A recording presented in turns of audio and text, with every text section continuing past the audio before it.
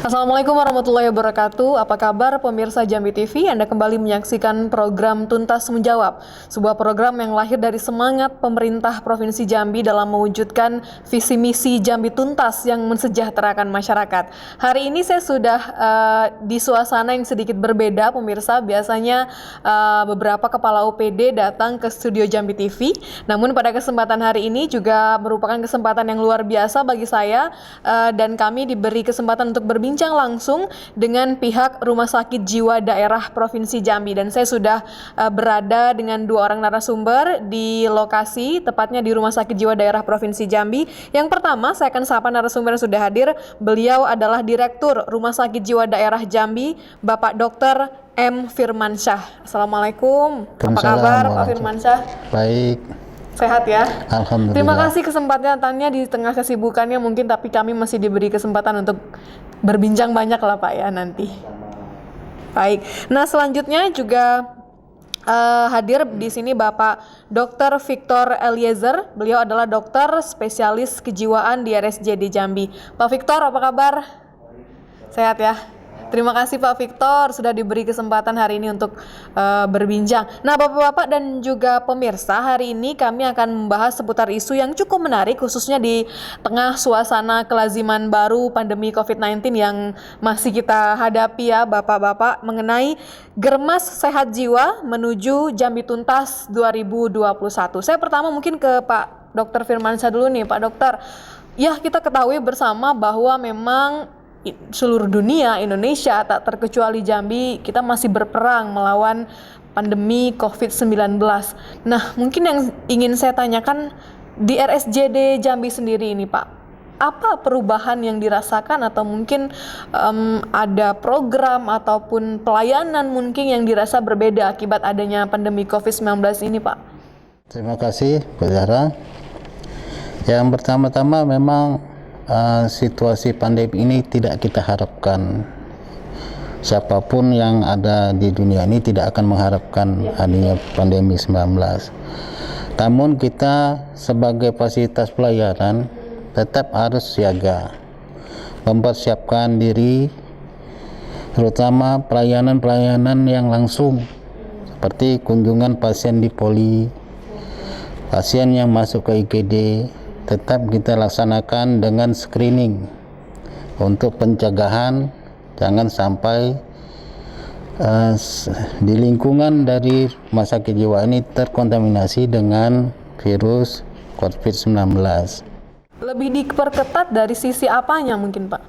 Mungkin dari screeningnya, kesehatannya, demamnya, ada demam, ada batuk, ada yang berkaitan dengan gejala-gejala pandemik COVID-19. Kalau dari sisi lainnya yang mungkin dirasakan sangat berubah, ada tidak Pak? Ya pasti berubah. Kalau dulu pasien bisa antrian tanpa jarak. Kalau sekarang antrian punya proses, punya jarak antara satu pasien ke pasien yang lain. Termasuk pendamping. Penggunaan masker itu sudah wajib di lingkungan dari RSJ ini. Berarti bisa dibilang secara teknisnya Pak ya, berubah aturan pasien dan segala macam. Nah, ini kan untuk dihimbau pemerintah juga kita untuk melarang yang namanya berkumpul. Nah, ada 3 fasilitas yang mungkin bisa didapatkan pasien yang jika ingin berobat di RSJD Jambi sendiri Pak, untuk lebih mempermudah aksesnya gitu Pak. Kita mencoba kalau pasien jiwa ini agak spesifik, sedikit berbeda ya. Karena tidak langsung pasien, jadi harus didampingi oleh keluarga pasien. Biasanya lebih dapat dia untuk berkomunikasi daripada dengan langsung pasien. Sudah itu kalau udah untuk pertemuan-pertemuan atau kumpul-kumpul itu kita memakai Zoom meeting ya, supaya atau daring, supaya mencegah kontak yang lebih dekat langsung. Tapi kalau dari sisi pelayanan itu tetap sama dari awal sampai sekarang yang diberikan ya Pak? Sama, tapi kita membatasi dengan standar pelayanannya. Misalnya bagi di meja dokter sudah ada penghalang pakai kaca akrilik supaya tidak langsung ke pasien. Jarak antara meja dokter dengan pasien juga punya jarak 1 meter, dan menggunakan APD. Oke. Tenaga kesehatannya semua menggunakan APD. Baik, ini untuk informasi kepada pemirsa juga Pak, apa sih sebenarnya visi misi Rumah Sakit Jiwa Daerah Jambi ini Pak? Yang jelasnya untuk memberikan pelayanan jiwa kepada seluruh masyarakat Jambi. Jangan diperkirakan sakit jiwa itu adalah seperti musibah. Ya, semua itu ada proses penanganan asal keluarga mau memberikan atau mendukung untuk memberikan pelayanan bagi keluarganya yang sakit. Ini menarik. Nanti mungkin Pak Dr. Victor lebih bisa jelasin lagi ya soal kejiwaan. Tapi sebelum itu saya masih tetap ke Pak Firmansyah nih. Selain konsultasi kejiwaan dan pengobatan masalah kejiwaan, kok tidak salah di Rumah Sakit Jiwa Daerah Jambi ini juga bisa melayani ada pelayanan lainnya yang bisa diberikan kepada pasien. Bisa diceritakan Pak Firmansyah? Ada. Jadi selain dengan spesialis kesehatan jiwa, ada penyakit dalam. Oke. Ya, ada penyakit saraf, ada gigi, ada akupuntur, ada fisioterapi, ada pelayanan narkoba. Narkoba. Oh. Dan fasilitas untuk rehabilitasi mental. Nah, untuk penyakit selain kejiwaan ini apakah ada rawat inapnya juga atau hanya rawat jalan saja Pak? Rawat inap ada. Ada juga ya. Oke, baik. Nah, di tengah situasi pandemi COVID-19 ini bisa dikatakan RSJD siap memberikan pelayanan prima kepada masyarakat dengan protokol yang sudah ditetapkan oleh pemerintah ya Pak. Siap. Oke, baik, ini menarik Pak Dr. Victor. Ini berhubung dokter spesialis kejiwaan sudah hadir juga bersama kita hari ini pemirsa.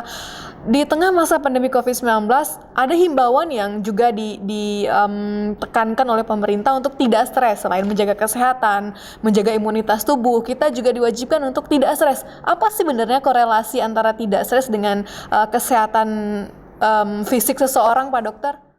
Baik, jadi antara stres, antara jiwa dengan fisik itu sangat berkaitan. Sangat berkaitan ya sebenarnya. Kita perhatikan misalnya orang sakit kepala masih mental emosional terganggu. Orang yang sakit mental emosional juga bisa menyebabkan secara fisik. Itu sangat berkaitan sekali. Jadi memang sekarang masa pandemi ini berbagai daerah itu peningkatan jumlahnya penderita gangguan jiwa ringan. Gangguan jiwa ringan. Ini terjadi peningkatan di berbagai daerah. Oke. Penyebabnya apa ini Pak kalau dari sisi medisnya? Mungkin itu di masa pandemi ini karena begitu banyaknya, kalau tidak tahu dari sekarang kan zamannya digital, banyaknya informasi masuk yang mungkin yang kurang tepat, sehingga masyarakat memiliki disiplin yang salah menganggap ini gangguan dari usaha. Baik, Pak Firmansyah, ini kan sebagai tenaga kesehatan pemerintah juga, apa anjuran yang mungkin bisa Anda sampaikan kepada masyarakat khususnya di sektor di bidang kejiwaan agar kita tetap bisa menerapkan pola hidup sehat tapi dengan jiwa yang sehat juga. Nah, jiwa yang sehat itu sebenarnya seperti apa, Pak Dokter? Kalau jiwa yang sehat itu ya seperti yang kita alami sebenarnya secara lahiriah, ya bisa berkomunikasi dengan baik, punya fisik yang sehat, punya mendapatkan informasi-informasi yang bisa ditelaah dengan baik. Biasanya kalau kelainan jiwa itu kelebihan dari informasi yang tidak bisa diserap oleh pikiran pasien itu sendiri. Tapi itu lebih ada teknisnya lagi itu dari dokter SPKJ. Kalau saya mencoba menjembatani untuk sistem pelayanannya, baik itu dari daerah ke provinsi. Nah, seperti apa itu, Pak? Karena keterbatasan daerah tidak mempunyai SPKJ. Iya. Kita sudah memperbantukan SPKJ kita datang ke daerah. Langsung datang ke daerah, oke. Mungkin diatur waktunya seminggu sekali ya dok. Ada jadwal tertentunya ya Pak? Sudah kita kontrakkan dengan fasilitas kesehatan di kabupaten. Apa yang dilakukan di daerah tersebut, Pak? Mungkin Pak Victor bisa. Silakan, boleh Pak Victor. Jadi karena terbatasnya dokter spesialis kedokteran jiwa di Provinsi Jambi ini, dan rata-rata itu terfokus dalam provinsi, dalam kota. Padahal sebenarnya di daerah juga banyak pasiennya, Pak. Lalu solusinya seperti apa?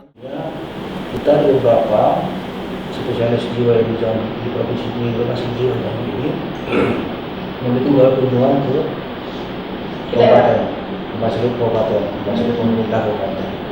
Jadi kita melakukan pelayanan juga sama seperti itu. Cuman bedanya masuk kabupaten tersebut belum terlaksananya rawat inap untuk jiwa-jiwa. Oke, jadi hanya pelayanan seperti rawat jalan seperti itu ya. Cara bayangkan dalam sekarang kan BPJS, mungkin dia pasiennya dari gunung datang ke rumah sakit Jambi, dari BPJS, obatnya gratis, biayanya kemarin yang mahal. Oh, kendalanya di situ ya, Pak. Oke, akomodasi lah seperti itu ya. Pasien gangguan jiwa itu pasti tidak pernah datang ke rumah sendiri. Ya. Nah, pasti ditemani pada satu dua orang keluarga. Jadi itu makan waktu dan biaya. Obatnya nanti gratis, tapi biayanya mereka. Oke, baik. Nah, kalau kita melihat berbicara peningkatan ini, Pak, di masa pandemi COVID-19 ini, apakah ada tren peningkatan masyarakat yang terkena gangguan jiwa ini? Tapi jangan dijawab dulu, mungkin kita harus break sejenak, Bapak-bapak, dan pemirsa, kami kembali saat lagi tetap di Talkshow Tuntas Menjawab.